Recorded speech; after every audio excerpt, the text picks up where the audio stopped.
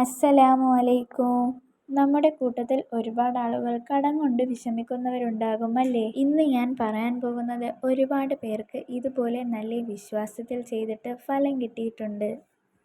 ഒരുപാട് വിഷമിച്ചിട്ടാണ് അവർ ഈ ദിക്റ് ചൊല്ലാൻ തുടങ്ങിയത്. പക്ഷേ ചൊല്ലിയതിനു ശേഷം അവർക്ക് അവർ പോലും വിചാരിക്കാത്ത വഴികളിൽ നിന്നും അത്ഭുത ഫലം കിട്ടി.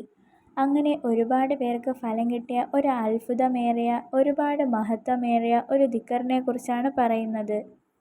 പിന്നെ ഇത് ചൊല്ലുമ്പോൾ നമ്മുടെ ആഗ്രഹം സാധിക്കുന്നത് വരെ ചൊല്ലണം. അല്ലാതെ 1-2 ദിവസമോ ചൊല്ലിയിട്ട് എൻ്റെ ആഗ്രഹം സാധിച്ചില്ല എന്ന് പറയരുത്. ആഗ്രഹം സാധിക്കുന്നത് വരെ ചൊല്ലണം. അതും വിശ്വാസത്തോടെയും എൻ്റെ കാര്യം നടക്കുമെന്ന ഒറ്റ തീരുമാനത്തോടെ ഞാനിത് ചൊല്ലിയാൽ എൻ്റെ ആഗ്രഹം നിറവേറുമെന്ന് പറഞ്ഞ് ചൊല്ലുക. തീർച്ചയായും ഫലം കിട്ടും. എത്ര പേർക്കാണ് ഇത് ചെയ്തിട്ട് ഫലം കിട്ടുന്നത്. അതുപോലെ സാമ്പത്തികമായ പ്രശ്നങ്ങൾക്ക് മാത്രമല്ല, നമ്മുടെ മനസ്സിൽ എന്തെങ്കിലും പ്രശ്നങ്ങളുണ്ടെങ്കിൽ ഇതുപോലെ ചെയ്തിട്ട് അത് മാറിക്കിട്ടിയ ഒരുപാട് പേരുണ്ട്. ഇനി ഏതാണ് ആ ദിക്റെന്നറിയണ്ടേ?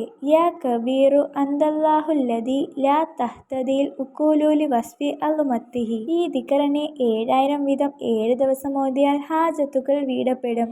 തീർത്താൽ തീരാത്ത കടമുള്ളവർ പരിശുദ്ധമായ മനസ്സോടെ ദിനം പ്രതി 1000 പ്രാവശ്യം വരെ മുടങ്ങാതെ ഓതി വന്നാൽ കടം തീരത്തക്ക സമ്പത്ത് അള്ളാഹു നൽകും.